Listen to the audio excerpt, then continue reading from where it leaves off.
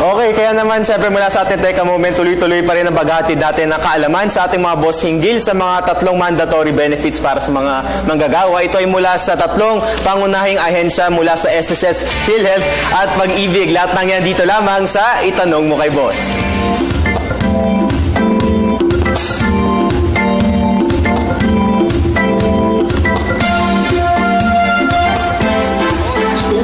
Ay PhilHealth member, ano nga ba ang dapat na benepisyo mong makukuha sa inyong mga employer? Alright, so ito yung mga ilan sa mga benefits na maaari nyo makuha kung kayo po ay PhilHealth member. Inpatient coverage, subsidies for hospital room and board fees. Makakakuha rin po kayo ng benepisyo, drugs and medicines, x-ray, other lab exams, operating rooms, professional fees, not less than 24 hours of confinement. Meron din pong outpatient, day surgeries, dialysis, or cancer treatment. Meron din pong marami pa actually packages na pwede nilang tingnan sa website ng PhilHealth. Kaya naman ilan lang yan sa mga dapat ninyong itanong sa inyong mga boss o sa inyong mga employers. Kaya naman para sa iba't iba pang detalye, ay kontakin nyo lamang itong mga contact details, mga trunk lines, emails, and websites na nakikita nyo sa inyong mga screens ngayon.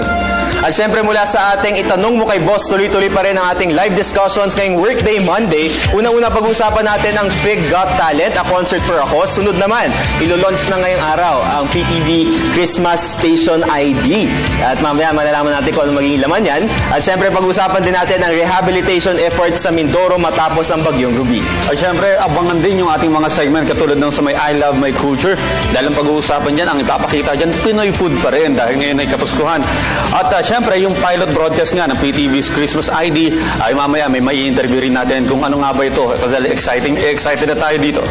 Alright, at syempre maaari nyo rin kami mapanood via live streaming through www.ptv.ph. Maaari ninyong i-like ang aming Facebook page, facebook.com/gmorningboss. I-follow po aming Twitter account at gmorningboss. At bisitahin na rin ang aming YouTube page, PTV Space PH. Kaya dyan lamang po kayo dahil magpapalit pa ang Good morning, boss!